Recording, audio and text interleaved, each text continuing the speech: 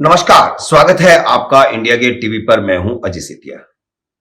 मित्रों, आज के इस वीडियो में मैं आपको बताऊंगा कि भारतीय जनता पार्टी को उत्तर प्रदेश के चुनाव में कहां फायदा हो रहा है, कहां नुकसान हो रहा है, किन मुद्दों से फायदा हो रहा है, किन मुद्दों से नुकसान हो रहा है, अखिलेश यादव को किन मुद्दों से फायदा हो रहा है, किन मुद्दों से नुकसान हो रहा है, किन नीतियों का खमियाजा भुगतना पड़ेगा और किन योजनाओं का लाभ हो सकता है।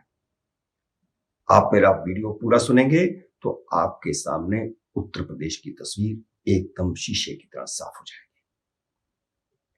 भारतीय जनता पार्टी का एक वर्ग यह मानकर चल रहा है कि उत्तर प्रदेश में बहुत आसानी से दोबारा सरकार बन जाएगी, तो एक दूसरा वर्ग यह मानकर चल रहा है कि कैसे ना कैसे सरकार बन जाएगी।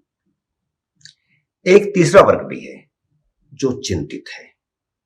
इस वर्ग में ज्यादातर लोग या तो पुराने भाजपा के नेता हैं जिन्हें अब नजरअंदाज कर दिया गया है, या फिर वे लोग हैं जो घर बैठे हुए, बाहर बैठे हुए भाजपा के समर्थक हैं। यह तीसरा वर्ग पहले, दूसरे और तीसरे दौर की वोटिंग को लेकर बेहद आशंकित है और उनकी आशंका जायज भी है। उन्हें आशा की किरण सिर्फ यह दिखाई देती है कि आम मतदाता पिछले 8 साल से आतंकवादी वारदातों की मुक्ति से संतुष्ट है। जब से मोदी सरकार आई है, देश में आतंकवाद की कोई बड़ी वारदात नहीं हुई सिवाय जम्मू कश्मीर के। तो आतंकवाद को जम्मू कश्मीर तक सीमित कर दिया गया। जो मध्य भारत के क्षेत्र हैं, पश्चिम भारत के या दक्षिण भारत के क्षेत्र हैं, वहां पर आतंकवाद की कोई वारदात नहीं हुई और व्यापार सामान्य शुरू हो चुका। डर का, भय का वातावरण खत्म हो चुका। ये एक plus point Bharatiya Janata party के लिए है। उत्तर प्रदेश का खासकर शहरी हिंदू मतदाता समाजवादी पार्टी और बहुजन समाजवादी पार्टी के मुस्लिम तुष्टिकरण की राजनीति से भी मुक्ति होने से संतुष्ट है। माफिया राज, गुंडा राज से मुक्ति और भाजपा राज में कानून व्यवस्था में सुधार से भी आम मतदाता संतुष्ट है। लेकिन जातीय समीकरणों का फिर से उभर आना उनकी चिंता को बढ़ा देता है। यह चिंता है उस तीसरे वर्ग की जिसका मैंने जिक्र किया। इसे आप ध्यान में रखिएगा, मैं तीसरे वर्ग की चिंता की बात बार बार लेकर के आऊंगा आपके सामने। अहम सवाल यह है कि जातीय समीकरण बिगड़ने का कारण क्या है। मैं ये मान के चल रहा हूं कि जातीय समीकरण बिगड़े हैं, तो उसका कारण क्या है? क्या भारतीय जनता पार्टी के आलाकमान ने इसे समय रहते नहीं भांपा? अगर भांपा था तो समय रहते उसका उपचार क्यों नहीं किया? भाजपा को जातीय राजनीति से ऊपर उठकर राजनीति करने के लिए जाना जाता है। उसने अपना पहला मुख्यमंत्री राज्य की सबसे कम ताकतवर लोध जाति का बनाया था। मैं कल्याण सिंह की बात कर रहा हूं।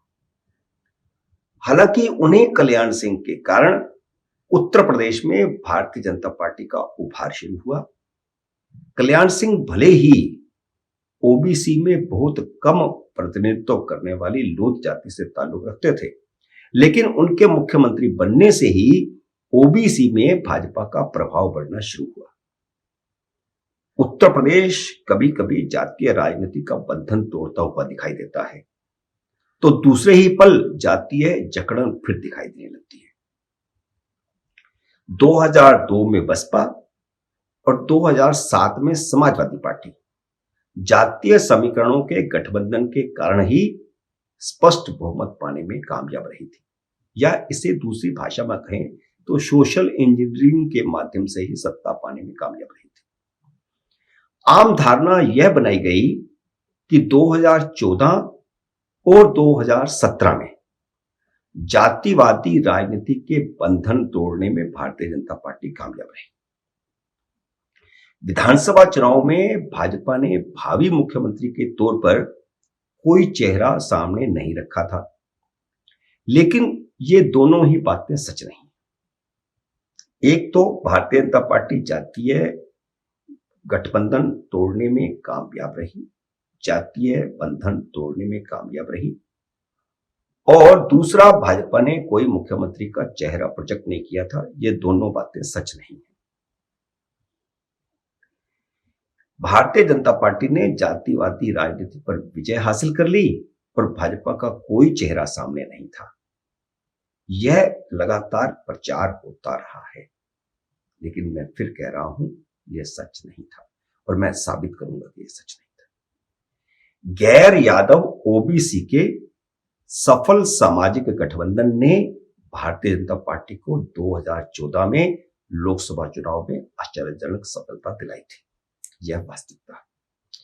इसी सोशल इंजीनियरिंग को आगे बढ़ाते हुए पिछड़े वर्ग के वोट बैंक को और मजबूत किया गया और 2014 के लोकसभा चुनाव के बाद स्वामी प्रसाद मौर्य, दारा सिंह चौहान और धर्म सिंह सैनी के अलावा भी 8-10 बड़े नेता भारतीय जनता पार्टी में लाए गए। सपा से, बसपा से उनको भाजपा में शामिल करवाया गया सिर्फ इस सोशल इंजीनियरिंग के लिए, और उसका लाभ मिला।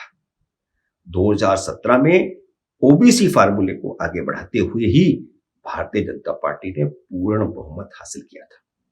इसलिए यह कहना कि जातीय बंधन तोड़ दिए ठीक नहीं है, क्योंकि जातीय बंधन लाए गए और उत्तर प्रदेश में कोई भी व्यक्ति बिना ओबीसी के सरकार नहीं बना सकता, ऐसी स्थिति है। कहा यह जाता है कि ओबीसी यादव मिला करके 52% से ज्यादा, ऐसा दावा किया जा रहा है। इसलिए जातीय आधारित जनगणना की मांग बार बार की जा रही है और भारतीय जनता पार्टी ने ठीक ढंग से सोशल इंजीनियरिंग पहले 2014 में की और फिर उसको भी अच्छे ढंग से 2017 में की, और 2017 में भारतीय जनता पार्टी 50% वोट ले गई थी, जबकि 2014 में तो 39 पॉइंट कुछ प्रतिशत था, यानी 40% के आसपास। तो ये सोशल इंजीनियरिंग का ही नतीजा था। तो यह जातिवादी राजनीति पर विजय नहीं थी, बल्कि सोशल इंजीनियरिंग थी। यह भी सच नहीं है कि विधानसभा में भारतीय जनता पार्टी का 2017 में कोई चेहरा नहीं था। असल में जातिवादी राजनीति में जकड़े उत्तर प्रदेश में भाजपा ने अपने 2 ओबीसी चेहरों के कारण विजय हासिल की थी।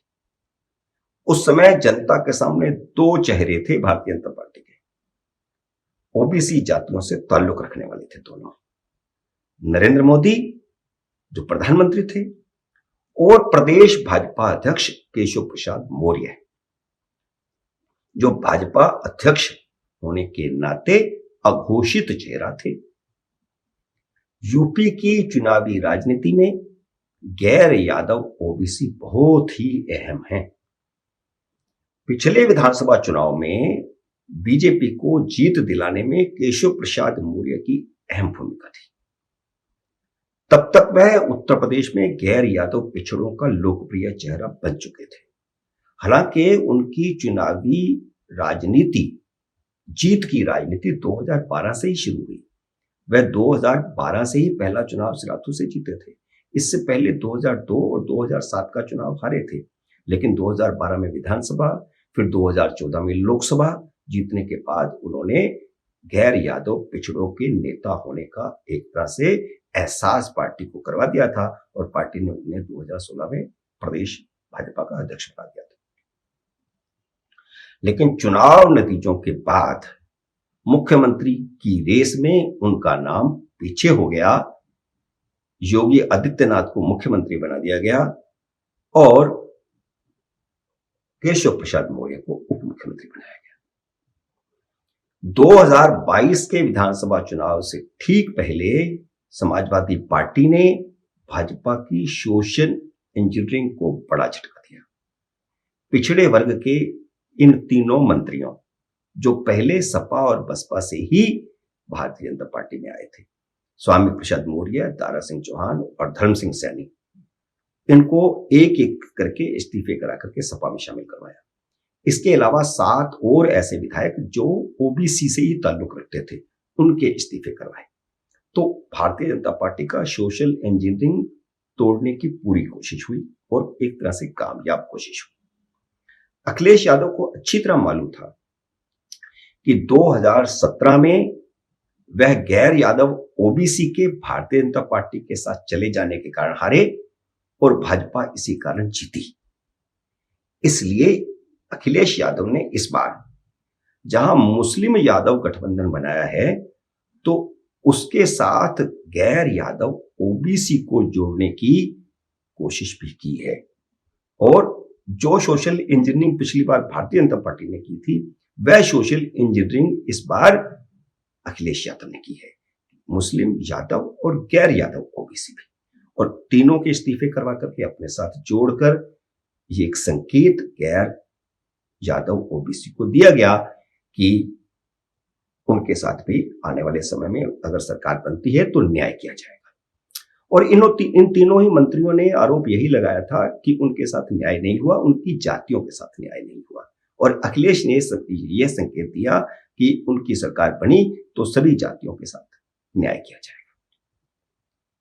अखिलेश यादव भारतीय जनता पार्टी पर धोखा देने का आरोप लगाकर ओबीसी समुदाय को उकसाने की कोशिश करते दिखाई देते हैं।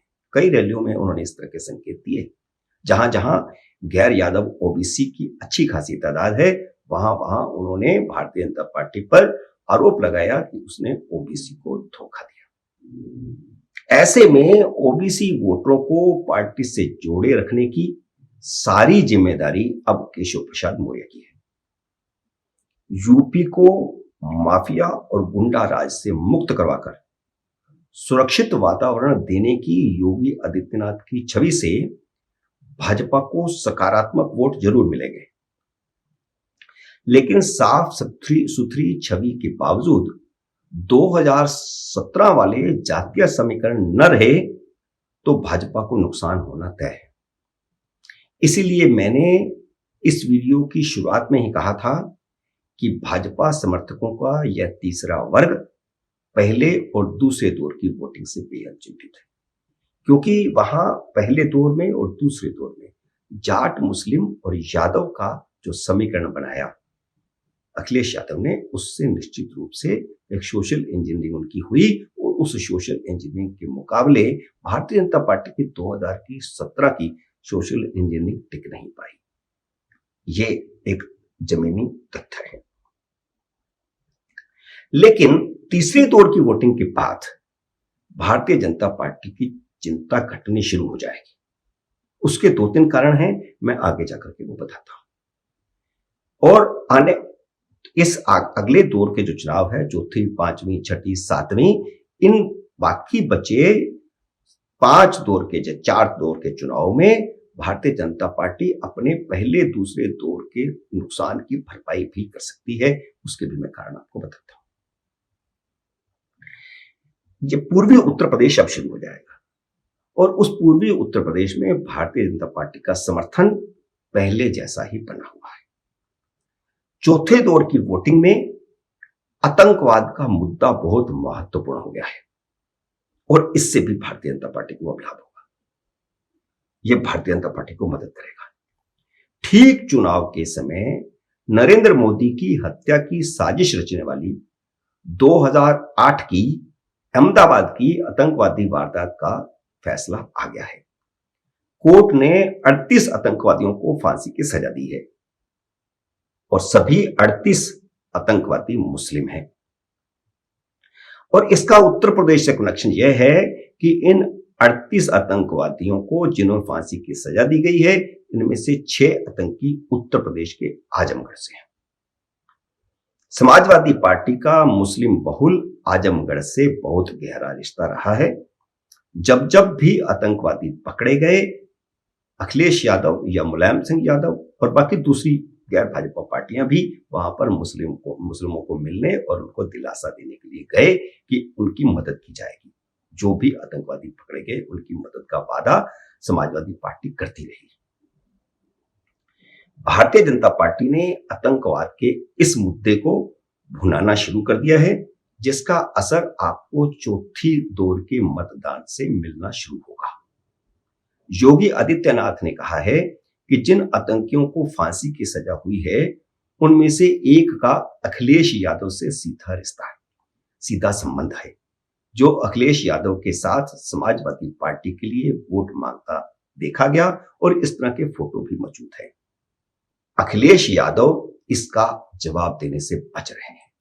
उत्तर प्रदेश का यह मुद्दा बहुत ही आने वाले समय में एक विषय बनने वाला है चुनाव में, और यह विषय अखिलेश यादव के लिए मुश्किल होगा, क्योंकि उनसे इन मुद्दों का जवाब देता नहीं पड़ रहा। और इसी बीच में शुरू हो जाएगा सपा काल के समय, बसपा काल के समय मुस्लिम तुष्टीकरण का मुद्दा। तो चुनाव बैलेंस हो पाएगा या नहीं हो पाएगा? जो तीसरे वर्ग की चिंता भारतीय जनता पार्टी की है, क्या उसने इतना नुकसान कर दिया है कि इसकी भरपाई नहीं हो पाएगी? यह देखने वाली बात हो।